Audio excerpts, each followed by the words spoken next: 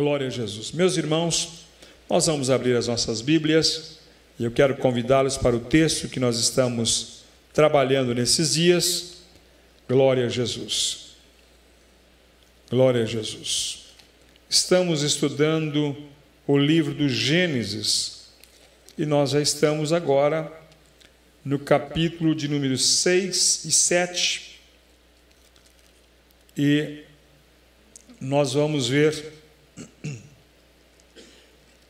aqui o que Deus tem para nós nesta noite. Durante esses dias, irmãos, eu tenho sempre procurado buscar em Deus uma palavra para a nossa edificação. A Bíblia diz que tudo quanto foi escrito para o nosso ensino foi escrito. Nada na Bíblia está por acaso, tem um propósito. Nós estamos aqui porque nós também temos um propósito diante de Deus. Então, nada acontece por acaso, tudo tem um propósito. E nós precisamos entender, estar afinados com o propósito de Deus para as nossas vidas. Porque muitas vezes a gente vai passando e o tempo também passa e não espera ninguém, né? Eu até hoje ouvi uma coisa interessante, diz que algumas pessoas que comem alguns tipos de alimento, irmão Adonel, essas pessoas não envelhecem, entendeu? Porque esses alimentos são tão maus que elas morrem logo, não chegam a envelhecer. Então, a gente tem que tomar cuidado, né? Também com as nossas vidas e com aquilo que nós fazemos. Então, nós vamos para o capítulo 7, diz que Noé entrou na arca. E depois, a Bíblia fala que veio o dilúvio. E choveu, irmãos. E o dilúvio, para alguns irmãos, algumas pessoas, imaginam que o dilúvio só veio de água de cima. Mas a Bíblia diz que a água também veio de baixo. Sabe que susto, irmã Dulce? Então vamos ver o que a Bíblia diz, né? Melhor que a gente observe. Diz assim, a Bíblia diz que no versículo 17 do capítulo 7,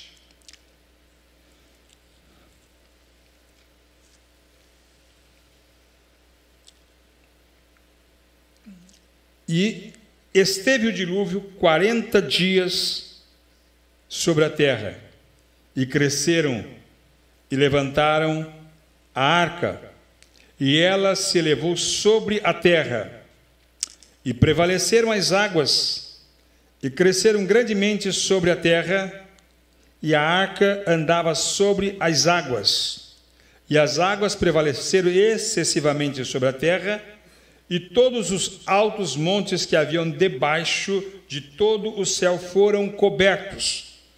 15 côvados acima prevaleceram as águas, e os montes foram cobertos. E morreu toda a carne que se movia sobre a terra, tanto de ave, como de gado, como de feras, como de répteis, que roja sobre a terra, e de todo o homem, tudo que tinha fôlego de espírito, de vida, em seus narizes, tudo o que havia no seco morreu. Assim foi desfeita toda a substância que havia sobre a face da terra, desde o homem até o animal, até o réptil e até a ave dos céus, e foram extintos da terra, e ficou somente Noé e os que com eles estavam, e prevaleceram as águas sobre a terra 150 dias. Agora nós vamos ver, lemos aqui o período das águas. Mas vamos ver então agora, aqui no versículo 4, diz assim, o Senhor, porque passado ainda 7 dias, farei chover sobre a terra, 40 dias e 40 noites, e desfarei de sobre a terra, de sobre a face da terra, toda a substância que fiz. Aí nós vamos agora para o versículo de número 11. E no ano 600 da vida de Noé, no mês segundo, aos 17 dias do mês, naquele mesmo dia, se romperam todas as grandes fontes do grande abismo, e as janelas dos céus se abriram. Veio água de onde?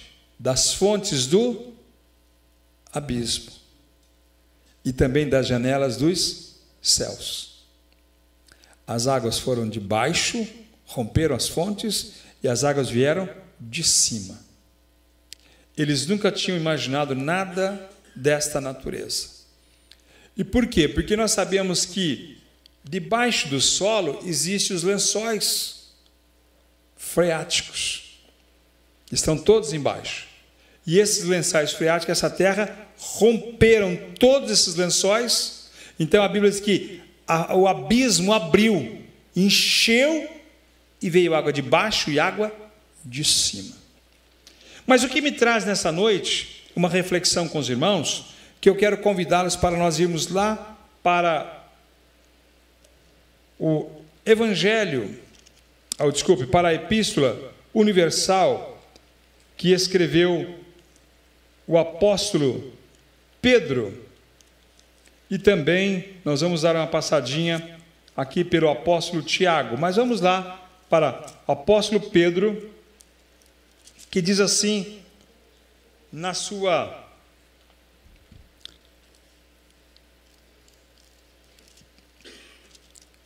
primeira epístola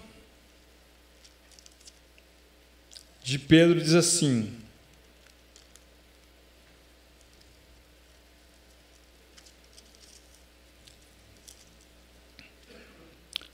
a razão por que Deus trouxe a destruição sobre a terra. Deus diz assim: tudo que eu fiz, eu vou destruir. Porque o que levou Deus? Vamos fazer uma pequena análise aqui, uma pequena reflexão. O que levou Deus a destruir as obras das suas próprias mãos? Observa que Deus fez num dia, fez no outro dia, fez no outro dia, e de repente, Deus pegou e acabou com tudo que ele havia criado, preservando apenas Noé e a sua família, e os animais que entraram na arca.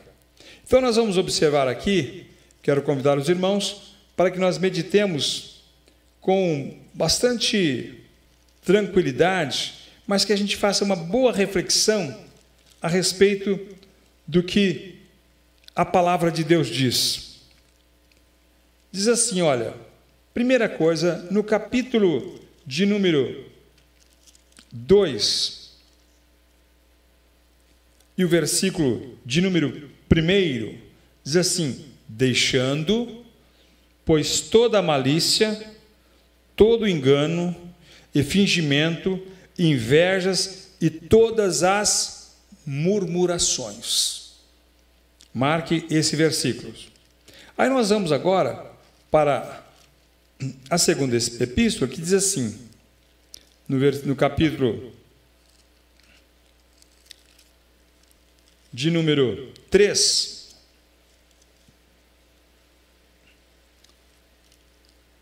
e o versículo de número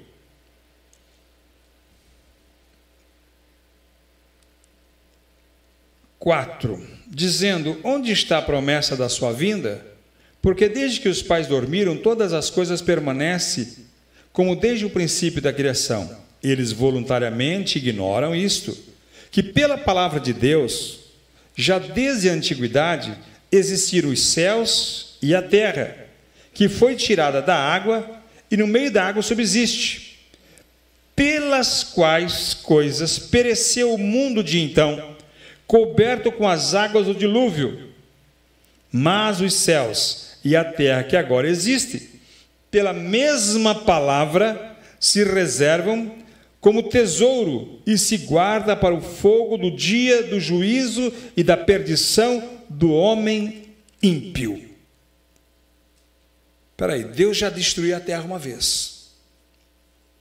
E Pedro está dizendo que Deus vai destruir a terra pela segunda vez. A primeira vez Deus destruiu a terra com água. E quando a gente fala que destruiu a terra, destruiu toda a terra, todas as plantações, tudo que existia, Deus destruiu.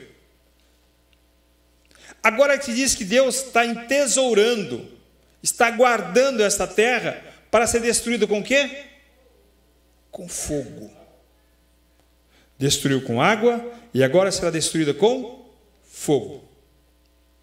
Duas coisas, irmãos, que a gente não imagina, né? Você não consegue pegar o fogo e a água e fazer com que os dois vivam bem, né? Um é sobre o outro. O fogo tem os seus efeitos e a água tem também os seus efeitos. Mas diz que Deus vai destruir. E por que Deus vai destruir?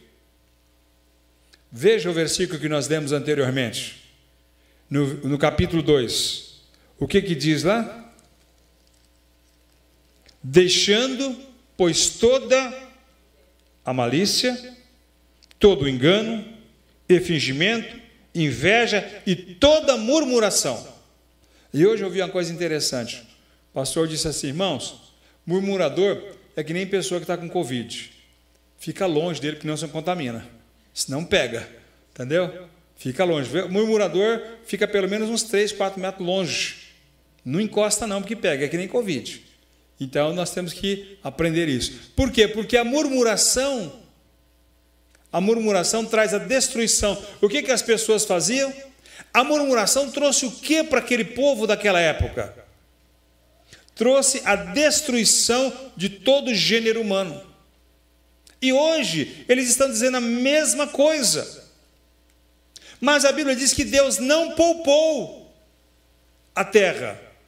Ou seja, mais do que a sua criação, mais do que aquilo que Deus ama, do que Ele criou, Ele tem mais prazer, Ele tem mais compromisso com a palavra dEle.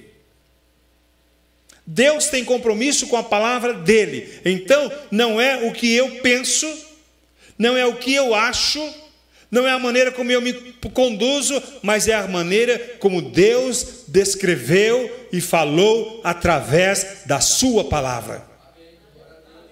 Às vezes eu quero que as coisas aconteçam do meu jeito. Ah, não é bem assim. Pode ser que para mim não seja bem assim.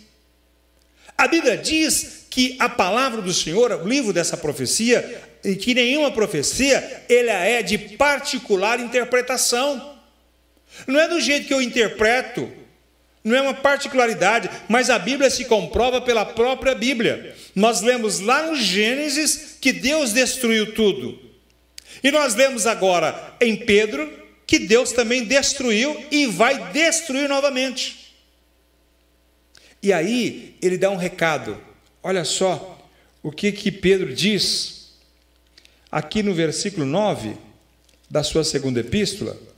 Ele diz assim, olha, melhor, o versículo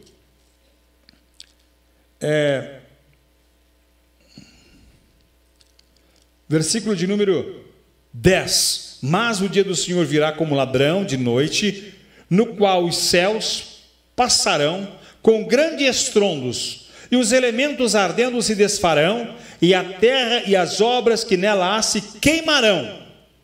Havendo, pois, de perecer todas estas coisas, olha a reflexão que ele chama, havendo, pois, de perecer todas estas coisas, que pessoas vos convém ser em santo trato e piedade. Nós sabemos o que vai acontecer, já está descrito na palavra do Senhor, e ele está dizendo, sabendo que essas coisas hão de acontecer, veja que tipo de pessoa nós devemos ser, que tipo de crente, que tipo de cristão nós devemos ser. E ele assim, em santo trato, quer dizer, com relacionamento santo e piedoso. Olha só como são duas coisas muito interessantes, a santidade e a piedade, o amor. Nós devemos olhar para cada um dos nossos irmãos e nos relacionarmos como se estivéssemos relacionando com anjos, com santos. Mas, irmão, é difícil isso, claro que é. Se fosse fácil, qualquer um fazia. Então é para nós. O Senhor nos garantiu isso. Que você, havendo de perecer todas essas coisas vão perecer. Então, isso significa que eu e você não podemos ficar agarrados em nada deste mundo. Em nada deste mundo. Irmãos, é uma coisa maravilhosa ser rico, embora a riqueza seja um dom de Deus, não é para todos. Mas a prosperidade é para todos, porque a prosperidade é uma condição de espírito e a riqueza é um dom de Deus. Mas possuir bens não tem problema nenhum. O problema é o bem te possuir. Possuir dinheiro não tem problema nenhum. O problema é o dinheiro te possuir. Você, enquanto o dinheiro for o seu servo e você for o senhor dele, não tem problema nenhum. O problema é se ele se tornar o seu senhor e você for o servo dele. Eu me lembro que nós tínhamos um vizinho, morava em frente à casa da minha sogra de saudosa memória, e esse homem demorou, eu acredito que uns 40 anos para comprar um carro, mais ou menos, né, marido Dinho?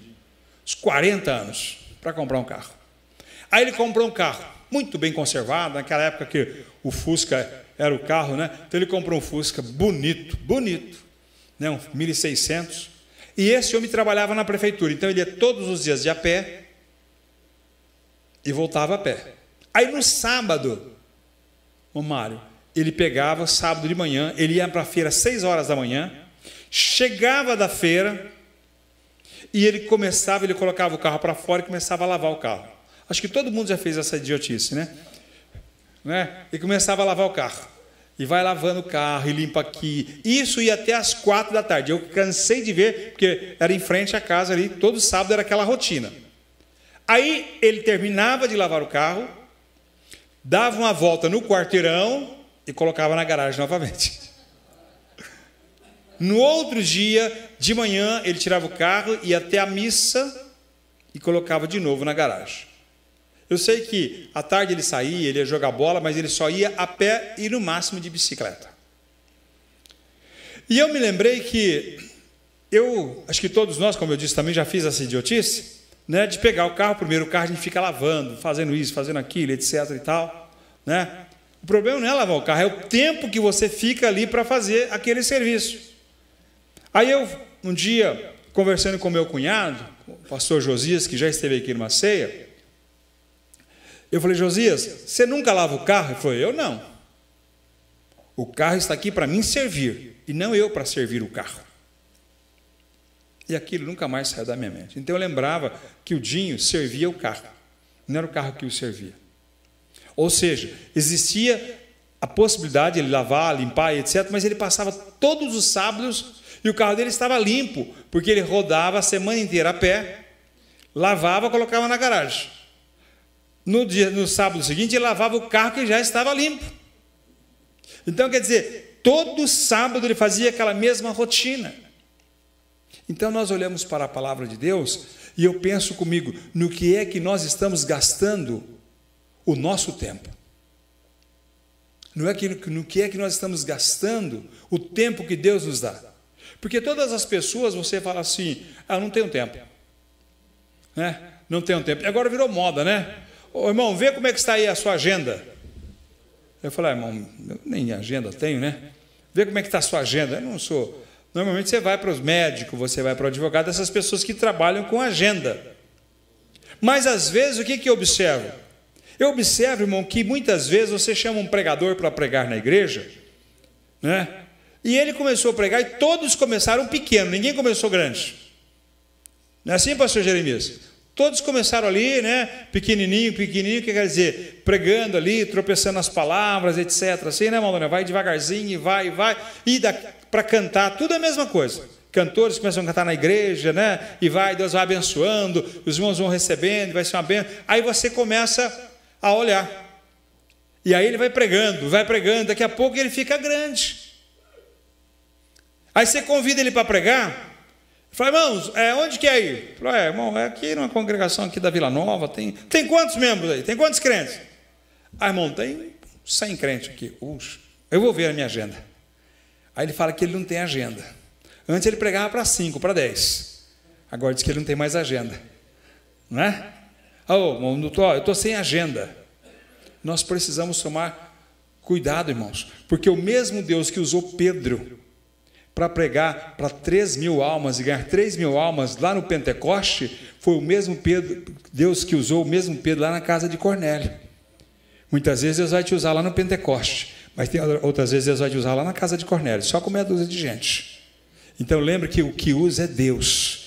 Quem usa é Deus, quem abençoa é Deus, quem faz é Deus, o poder é de Deus, a palavra é de Deus, a graça é de Deus, a unção é de Deus, é tudo de Deus. E às vezes nós achamos que nós somos alguma coisa. Nós não somos absolutamente nada. E se nós não tomarmos cuidado, diz assim, sabendo que todas essas coisas hão de perecer, que tipo de crente, que tipo de pessoa você tem que ser? E ele diz assim, olha, santo trato, relacionamento santo. Olhar para os irmãos, olhar para a irmã, olhar para a criança, para o jovem adolescente, e olhar, eu estou tratando com um santo aqui. Entendeu? E santos, por quê, irmãos? Paulo diz assim, que Deus, escrevendo em Efésios, no capítulo 4, diz assim, e Ele mesmo Deus, uns para apóstolos, outros para profetas, outros para evangelistas, outros para pastores e doutores, ou mestres. Para quê? Querendo o aperfeiçoamento dos santos. Aqui não é ministério, aqui são aperfeiçoadores e santos. Para quê? Para toda a obra do ministério. Deus deu um ministério a cada um dos irmãos. Você tem um ministério que Deus te deu. E Paulo diz assim para Timóteo, não despreze o dom que há em ti. Você tem um dom que Deus te deu. E às vezes você não sabe. Eu me lembro que hoje essa pessoa, ele é pastor, é um amigo jovem, adolescente, aliás, desculpa, ele era adolescente, jovem naquela época, e nós fomos um dia, eu fui pregar numa igreja e eu levei esses dois rapazes comigo, né? Um tocava cavaquinho e o outro, vamos comigo, vamos. Aí ele foi. Aí chegamos lá em Andradas, aí o pastor, né, viu aqueles dois jovens, era um trabalho de jovens, falou, vamos ouvir o irmão fulano, que era o primeiro. Aí o do cavaquinho foi lá, cantou o hino, tocou. Aí falou assim, agora vamos ver outro irmão. Ele levantou, pastor, Deus abençoe, só tem dom de ouvir. E hoje ele é pastor, irmãos. Hoje ele é pastor de uma belíssima congregação, uma benção. Mas naquele ele falou que só tinha o dom de ouvir. Ele ouviu, né, e agora está ensinando. Glória a Deus. Então, o que nós precisamos entender com isso? Que Deus é quem dá. É Deus é que nos capacita. E às vezes você começa a achar que você é que tem que ser capacitado por si próprio. Você já observou que às vezes você fala para alguma pessoa, o irmão fala assim, pastor, eu não tenho capacidade para isso. Outro, eu não tenho capacidade para aquilo. Eu sei, eu também não tenho. Se todos nós fôssemos capacitados, Deus precisaria usar alguém de nós? Nós já somos capacitados. Primeiro Ele nos escolheu. E Ele nos tirou, sabe de onde? Não nos tirou de uma prateleira toda adornada de ouro. Não nos tirou de um berço maravilhoso de prata. De onde Ele nos tirou? No charco de lodo, do lamaçal de pecado. Ele nos tirou lá de dentro e Ele nos lavou pela sua palavra. Nos purificou no seu sangue, nos justificou, nos santificou e nos deu uma palavra nos nossos corações para que nós recebêssemos de Deus os seus dons. E a Bíblia diz que os dons e as vocações do Senhor são sem arrependimento. Então, a Bíblia diz, tudo que vier à sua mão para fazer, faça. Faça. Quando? Aqui. Porque para onde você vai não tem indústria, não tem comércio, não tem nada. Lá só é adoração. Entendeu? Então começa santo aqui, santo aqui, santo aqui, porque você vai continuar dizendo santo lá. Então nós precisamos o quê? Nós não fique pensando que você é perfeito, ou que eu não tenho dom para isso, eu não tenho dom para aquilo. Eu sei a minha capacidade. Eu também sei, irmãos. Para que eu sirvo? Nada. Mas nas mãos de Deus, aí muda tudo. Muda totalmente. Pegue uma enxada, por mais que afiada que ela esteja, mais bem encabada que ela esteja, com toda aquela dimensão, pode ser inclusive aquela enxada que a gente costuma dizer, né? Que tem um cabo bem comprido, que as pessoas que gostam de ficar longe do serviço, não tem problema. Mas põe essa enxada ali no canto. E vê se essa enxada, e deixa o mato aqui, vê se essa enxada sozinha vai fazer o serviço. Vai? Precisa de alguém, não precisa? Precisa de alguém que pegue aquela enxada e faça o trabalho. A enxada somos nós. Deus é que nos usa. Nós somos usados por Deus. Quando Deus chamou Noé para fazer uma arca, Deus não podia fazer assim, e ter uma arca pronta? Não poderia. Ora, ele não fez assim, haja arca. Poderia ser. Mas Deus chamou Noé. E quem era Noé? O homem que andava com Deus. Você sabe qual que é o segredo para Deus te usar? Para Deus me usar? É nós, andarmos com Deus. Andarmos com Deus. Andarmos com Deus. E como é que eu ando com Deus? Qual é o mapa que eu sigo? Aqui está o mapa do viajante. A bússola do peregrino. O cajado do peregrino, a bússola do piloto. Está aqui. É aqui, Essas palavras abrem os céus, fecham o inferno, nos revelam a salvação e a condenação do homem ímpio. Então nós temos que observar isso.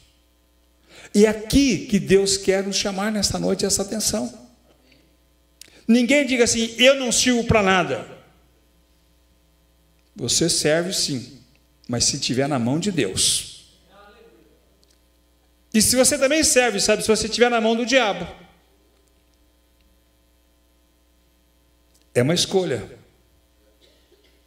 Você quer estar nas mãos de Deus ou você quer estar na mão de Satanás? Deus nos usa. O diabo também nos usa. É a mesma ferramenta. Não é isso?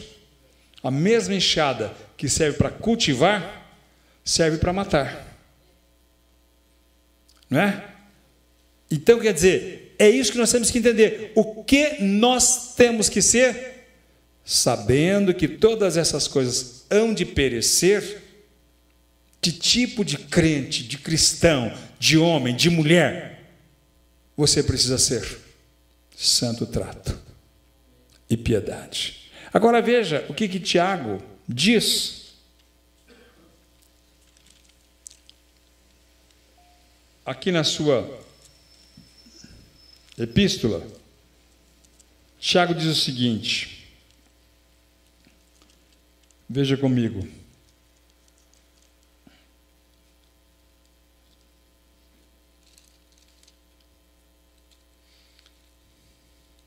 No capítulo de número 2,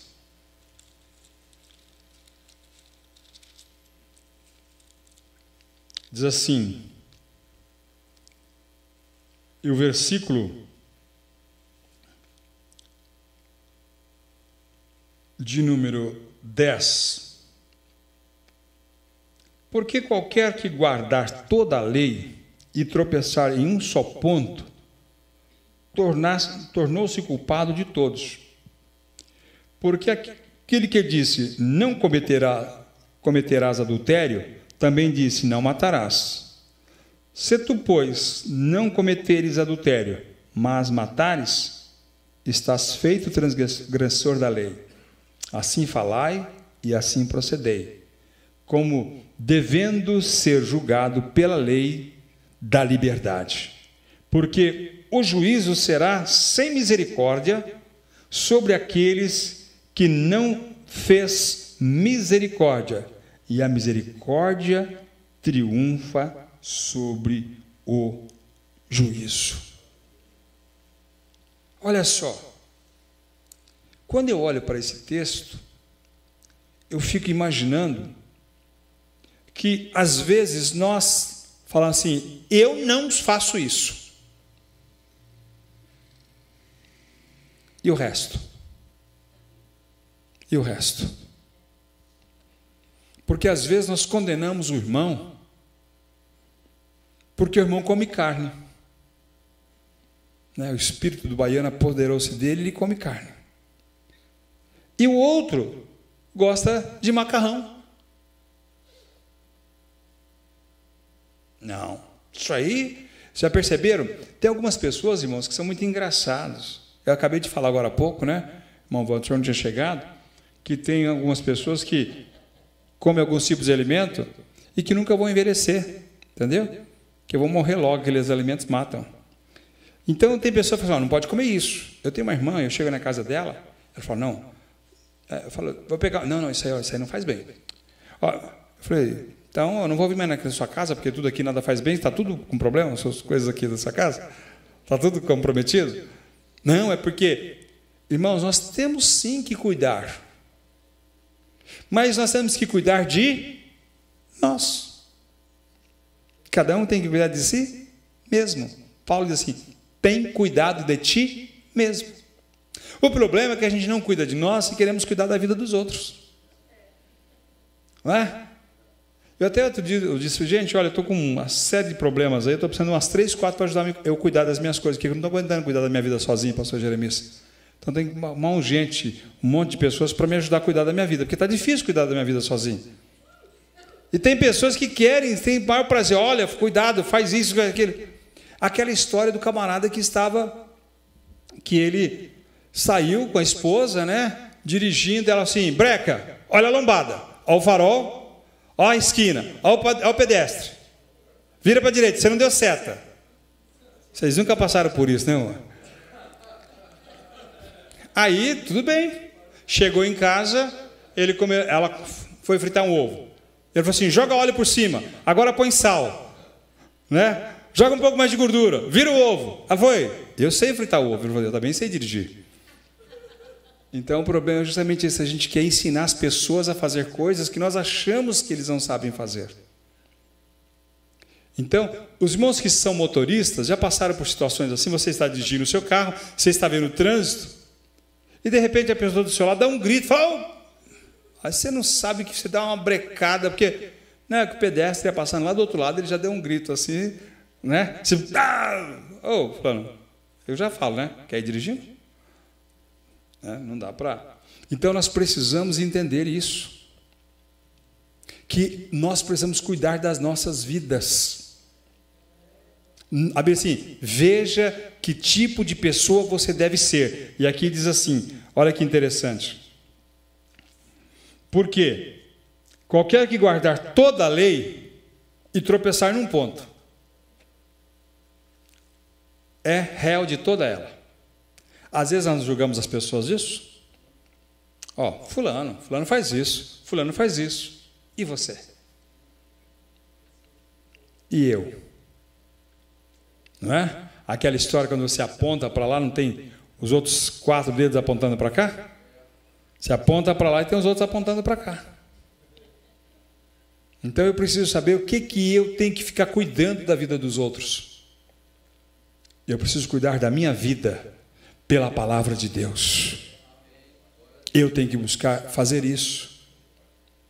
E quando nós cuidamos bem da nossa vida, sabe o que a Bíblia diz que nós somos?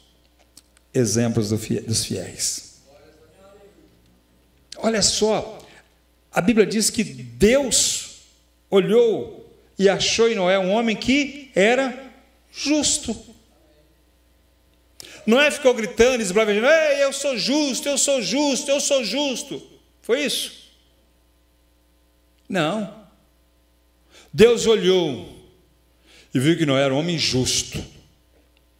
viu que Noé era um homem que andava em retidão. Sabe o que é isso? É uma pessoa que num dia diz uma coisa, no outro dia diz outra. Tem pessoas, irmãos, que infelizmente é difícil você conviver com pessoas assim. Que uma hora ele fala uma coisa, depois ele fala outra. Ah, não foi bem isso que eu disse. Eu estava brincando. Já pensou? Você chega, Senhor, o senhor não ficou de me levar para o céu? Ele fala, estava brincando. Você vai para o inferno. Não é? É isso que você gostaria de ouvir? Não. Então tem pessoas, Jesus falou assim, seja o vosso dizer, sim, sim, não, não. O que passar disso é procedência maligna. Os irmãos viram aqui, domingo, quando o pastor Eliel falou do testemunho pessoal dele. Você precisa mentir. Eu não. Você vai perder o emprego? Pode perder. João Batista, vamos cortar a sua cabeça? Pode cortar. Sadraque, Mesaque e Abednego vão te jogar na fornalha de fogo ardente. Pode jogar. Eu sei em quem eu tenho crido. Eu sei em quem eu tenho crido. Porque às vezes, irmãos, a coisa vai muito bem enquanto está tudo muito bem. Mas quando chega a perseguição, e pode não estar longe, pode ser que comece domingo. E quando chega a perseguição, nós já temos que estar preparados. Preparados. Porque, você sabe, eu me lembro, durante todos os anos que eu tive a oportunidade de lecionar e entrevistava os alunos e depois os pais, todo mundo na escola, todos os alunos, a maioria, tinha medo de prova. Olha, não marcou a prova, que dia que vai ser a prova? Eu perguntava, e que dia que a vida vai lhe dar a prova? A vida marca o dia que ela vai te dar uma prova? Que ela vai te provar? Você tem que estar pronto, preparado. Então eu dizia assim, aluno que estuda para a prova é imbecil, é idiota. O aluno tem que estudar para aprender. Entendeu? O aluno que estudava para a prova, sabe aquelas meninas que entravam na sala de aula, assim, ó, segurando a cabeça, porque tinha estudado, decorado para a prova. Falou, ô fulano, perdeu tudo, caiu. Caiu tudo, foi embora. Deu um branco, pode dar um amarelo, um azul, um verde, um preto, pode dar o que quiser. Que quando você estuda para aprender, você nunca mais esquece. Então, a gente tem que estudar para aprender. Então eu tenho que aprender. Ah, senhor, eu esqueci. Como é que é mesmo que eu tenho que fazer? Eu esqueci. Então eu não aprendi. Eu não aprendi. Eu tenho que estudar, não é para a prova, porque eu não sei que dia que virá a prova. Eu não sei que dia que vai vir a perseguição, que vai vir a luta, que vai vir um problema. Se nós soubéssemos, e a Bíblia diz assim, olha, se o pai de família soubesse o dia que o ladrão entraria na sua casa, o que ele faria? Vigiaria, trancaria, aumentaria a tranca, colocaria segurança, colocaria alarme. Mas ele disse assim, ele não sabe. Então assim, vigiai, pois, esteja pronto. Porque a qualquer momento pode acontecer isso. Então nós temos que observar que a palavra de Deus diz assim, não basta eu ficar preso num ponto. Porque a Bíblia diz que lá em Gênesis, toda a corrupção do gênero humano.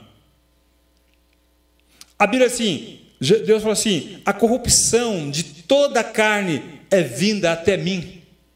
Arrependo-me do homem que fiz. E alguém pergunta assim, então Deus se arrependeu de ter feito o homem? Está escrito, pastor. Claro, Deus se arrependeu sim. E o que é arrepender, irmãos? Fale para mim.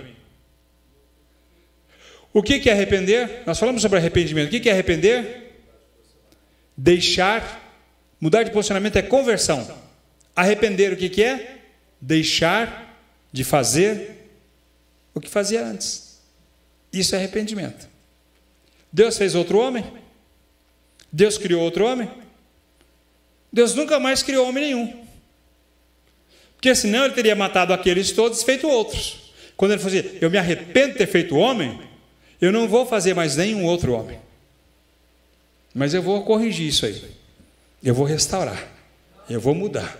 Eu vou santificar. Eu vou purificar. E eu vou mostrar que eu posso restaurar todas as coisas. Então não se preocupe, está tudo destruído. Deus pode restaurar tudo. Tudo. Tudo. Porque a Bíblia diz, irmãos, que Deus chama à existência aquilo que não existe, como se já existisse. Olha só. O crente, irmão Donel, batizado com o Espírito Santo, fala a língua estranha, frequenta os cultos, leitor da Bíblia, está pescando em alto mar e de repente, por um descuido, por um lapso, a sua embarcação tomba e ele vem a naufragar e morre. Como se isso não bastasse, chega um tubarão e engole. Mas vai o outro pescador e pesca aquele tubarão, leva para a praia, divide aquele tubarão em 100 pedaços, vende os 100 pedaços para 100 pessoas diferentes, uns cozinham, outros assam, e come aquela carne. Lembra que o tubarão engoliu o irmão. Aí chegou o dia do juízo.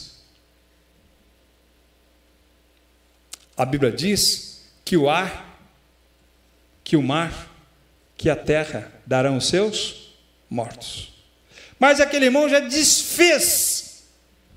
Deus vai pegar molécula por molécula e vai juntar tudo novamente num corpo e vai glorificar esse corpo, porque Deus pode restituir todas as coisas. Não vai pegar um corpo diferente. Deus não trabalha com reencarnação.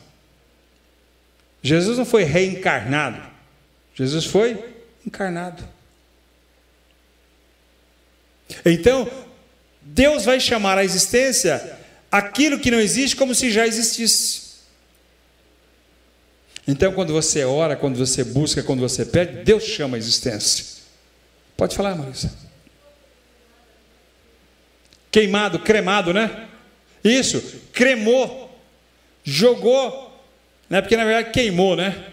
Jogou ali no mar, aquela cinzinha, o mar virou, revirou, aquele mar foi para o Atlântico, foi para o Pacífico, foi para o Índico, né? Foi para todos os lados, e um pozinho foi um pouquinho para cada lado. Deus vai chamar tudo à existência. Deus vai chamar onde estiver,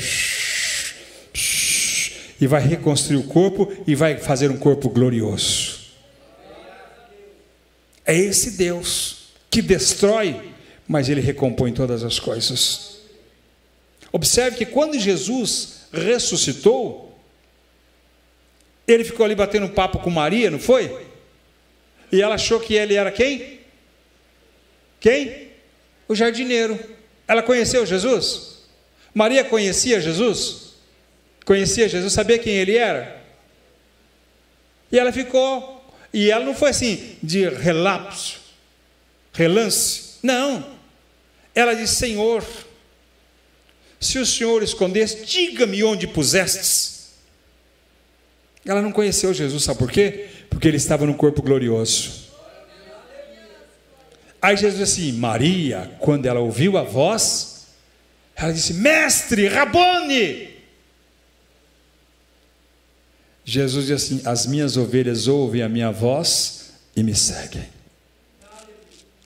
A importância de nós ouvirmos a voz de Jesus.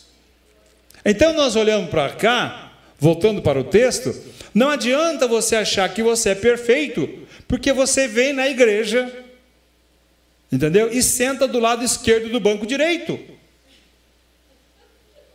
Não é por isso. Você vem na igreja e você vai ser salvo porque você serve a Jesus. Porque diuturnamente eu e você confessamos a Ele todos os nossos pecados, as nossas iniquidades, as nossas mazelas, declaramos a nossa fraqueza, que nós não somos absolutamente nada, mas que nós nos colocamos na mão dEle para que Ele nos use da forma como Ele quer, para a glória do nome dEle e para louvor do nome dEle. Sabe por quê? Porque Ele não está sentado nesses bancos, Ele está sentado num alto e sublime trono, e de lá Ele contempla todas as coisas. Então eu preciso entender isso. E olha só o que diz mais aqui em Tiago.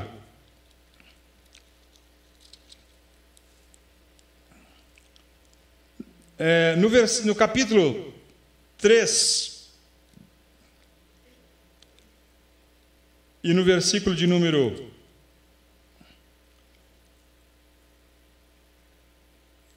13, diz assim: quem dentre vós é sábio e inteligente? Mostre pelo seu bom trato as suas obras em mansidão de sabedoria. 14. Mas se tendes amarga inveja, sentimento de divisão em vosso coração, não vos glorieis, nem mintais contra a verdade.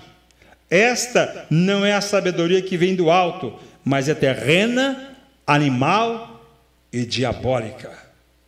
Porque onde há inveja e espírito de divisão, aí há perturbação de toda a obra perversa. Mas a sabedoria que vem do alto é primeiramente pura, depois pacífica, depois moderada, depois tratável, cheia de misericórdia e de bons frutos, sem parcialidade e sem hipocrisia. Ora, o fruto da justiça semeia-se na paz, para os que exercitam a paz. Irmãos, às vezes nós queremos fazer as coisas sendo sábio aos nossos próprios olhos. Ele diz assim: alguém de vocês é sábio? É inteligente? É inteligente? Eu me lembro quando Jó, ele desafia Deus. Ah, se eu soubesse onde fica o seu tribunal. Jó diz, lá no capítulo 12, se não me falha a memória, eu iria até lá, e eu ia colocar em dia dele todos os meus argumentos, apresentar as minhas defesas. Já pensou? Jó desafia Deus. E tem gente, irmão, que desafia Deus. Tem gente que desafia Deus. Uma coisa é você clamar a Deus. Outra coisa é você confiar em Deus. E se você entrar no desafio com Deus, Ele topa. Ele topa. Olha só, Eliseu diz assim, disseram para Eliseu, você está indo para Gilgal? Jericó, Deus vai tomar Elias sobre a tua cabeça. Ele falou, eu bem sei, calai-vos. Ele não tinha conversa, irmão, com fofoqueiro.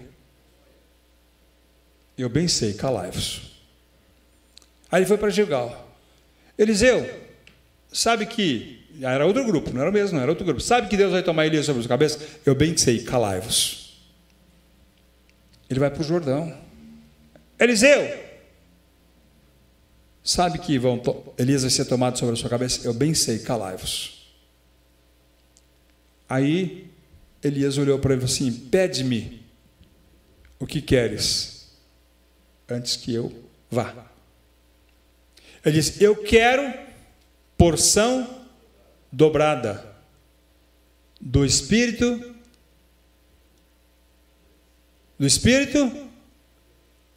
de Deus, não, do Espírito que há em ti. Aí Elias falou assim, beleza, tem uma condição. Percebe que tudo, irmão, está num condicional?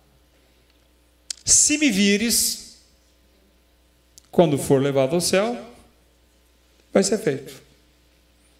Aí veio um carro, separou o carro de fogo e separou Elias de Eliseu. Eliseu não foi levado no céu num carro de fogo, tá?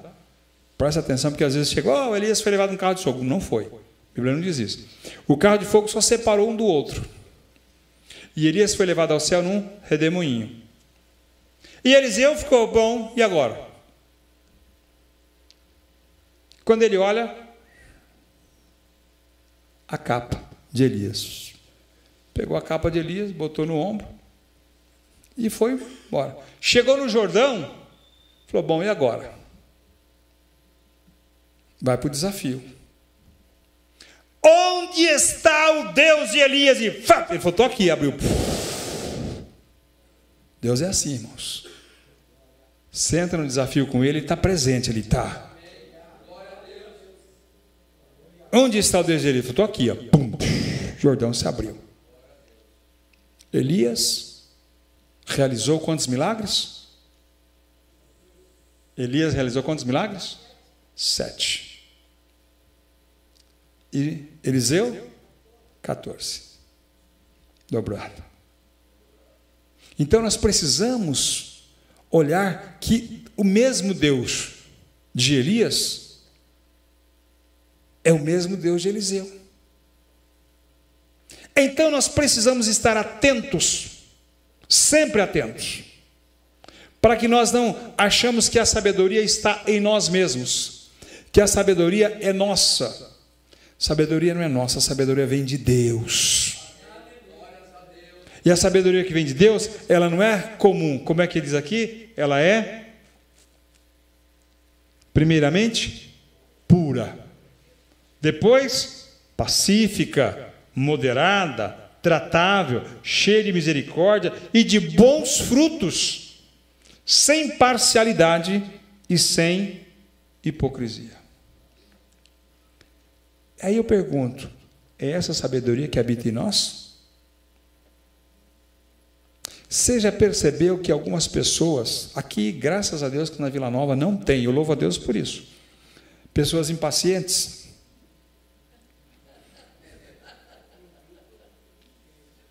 pessoa que não tem paciência. Já pensou, Uda, se você não tivesse paciência para o aluno? Quantos alunos você está ali, ó? Você fala, esse aluno não tem jeito, ele não tem chamada para ser um músico. Mas um belo dia, ele chega lá, e você está, e ele pega o violino e começa a falar, é você mesmo? Já aconteceu isso, não já? Sabe por quê? Porque houve a paciência. Eu tenho um sobrinho, casado com uma sobrinha minha, que esse menino nós tocamos na banda há muito tempo junto. E o maestro dele foi o mesmo maestro meu, e disse para ele assim, ó, é a última vez que eu te ensino música. Você esquece, você não leva jeito para isso. Esquece. Na semana seguinte, aquele menino começou a aprender música. Tornou-se o melhor músico da nossa banda na época. E hoje ele toca todos os tipos de instrumentos, de teclado, violão, violino, pífaro, clarinete, sax. O que coloca na mão dele, ele toca. E para o maestro ele não tinha jeito. Era um caso perdido. Era um caso improvável. Ora, Maria Madalena não era um caso perdido? Mateus não era um caso perdido? O Zaqueu publicano não era um caso perdido? Deus gosta de trabalhar com casos perdidos. Entendeu? E quantos de nós aqui éramos casos perdidos? Mas Deus nos alcançou, nos tirou de lá. E agora nós vamos ser o quê? Pacientes. Ó, Senhor, essa vinha não está produzindo, vamos cortar? Não, espera um pouco. Vamos dar 6 meses para ela? Joga uma terra. Aí vem de novo. Senhor, e aí? Vamos dar mais 6 meses para ela? E joga mais uma terrinha, joga mais uma água. Às vezes nós temos facilidade de condenar as pessoas. Eu pergunto para os irmãos aqui, pergunto aos senhores isso. Quem de vocês aqui derramou uma única gota de sangue para a remissão de pecado dos demais que estão aqui? Então nenhum de nós temos direito de substituir o sangue de Jesus na vida de ninguém. Porque os homens foram destruídos. Mesmo assim, Deus deu 120 anos, pacientemente. 120 anos a porta da arca aberta. 120 anos. Não é dizendo, vai vir um dilúvio, vai vir um dilúvio, vai vir um dilúvio, vai vir um dilúvio, vai vir um dilúvio. Você é louco, não é? Você é maluco. Não tem gente que diz assim, esses crentes são tudo loucos, tudo maluco. Mas Deus está dizendo, vai vir um dilúvio. Vai vir um dilúvio. Essa terra vai ser destruída. Essa terra vai ser destruída. Essa terra vai ser destruída. Voltando lá para o livro do Gênesis, a Bíblia diz que Deus, depois de colocá-los na arca, e depois que as águas minguaram, eles saíram da arca. E quem saiu da arca? Repitam comigo. Quem saiu da arca? Bem forte. Agora vamos lá. Noé. Como é que chamava os filhos de Noé? Vamos juntos? Como chamava os filhos de Noé? Sem, Cã e Jafé. Agora Deus pega esses três. Pega esses três, irmão Valdemar. E desses três, povoa toda a terra. Povoa toda a terra. De Sem, ele teve os seus filhos. Olha a geração de Sem. Elão, Assur, Arfaxade, Lude e Arã. Elão povoou aonde hoje nós conhecemos como Irã, que foi a antiga Pérsia. Assur, aonde é a Síria. Arfaxade, aonde é Ur dos Caldeus. Lude, aonde é a Lídia. E Arã, aonde é a Síria dos arameus. Pastor, por que o senhor está falando isso? Porque nós vamos ver isso aqui um pouquinho lá na frente. Depois nós vamos ver isso aqui lá no Apocalipse. Quem são essas gerações? O que aconteceram? E aqui nós, quando a gente fala de Sem, os semitas, não é só aqueles que são descendentes de Abraão, Isaque e Jacó, que é dessa linhagem, que é no caso aqui de Arfaxade. Mas Cã povoou a terra de Cush, que é a Etiópia e o Sudão. Misraim, o Egito. Pute, a Líbia. E Canaã, a terra dos cananeus. Está vendo como isso vai ficando mais fácil para a gente entender o que quando a gente lê um texto na Bíblia? Lembra que eu disse para os irmãos no início da nossa reunião nessa noite, da palavra? Deus não faz nada por acaso? Tudo que Deus, né? Por que existem lá as pautas e as linhas? E as notas estão ali? As notas estão na linha, as notas que estão no espaço? Não é por acaso. E não dá para colocá-la fora de ordem, porque cada uma tem uma denominação. A Bíblia diz que Deus chama as estrelas pelo nome, uma a uma, pelo nome. Você acha que Ele não lembra de você? Ele lembra de você sim. Glória a Deus. E Jafé, ele povoou a terra de Gomer, os Gomers, que é a Galácia e a Frígia. Também Magog, lembra de Gog e Magog? Vocês vão lembrar disso aí, que são os citas. Madai, que são os médios. E também Javã, que é a Grécia e a Jônia. E Tubal, os íberos, e Meseque, a Capadócia. Alguém lembra de Capadócia? De ter ouvido esse nome? Lembra no capítulo 2 do livro de Atos? Que estava todo o povo ali? O pessoal da Frígia, da Panfilha, da Capadócia. E também Tiras, que povoou ali onde são os Trácios. Aqui começa uma nova povoação. Aqui começa o povo sendo restaurado. Esses homens aqui, sem Cã e Jafé, eles foram livres da destruição no dilúvio? Sim ou não? Sim ou não, irmãos? Consegue falar mais forte? Sim ou não? Eles foram livres, não foram? Eles falaram para os seus filhos e para as gerações dos seus filhos o que aconteceu com eles? Só para vocês terem ideia, Sem foi contemporâneo depois de Abraão. Eles falaram. E por que a terra vai ser destruída com fogo agora? Se eles já passaram por uma situação como esta. Semana que vem nós falaremos sobre isso.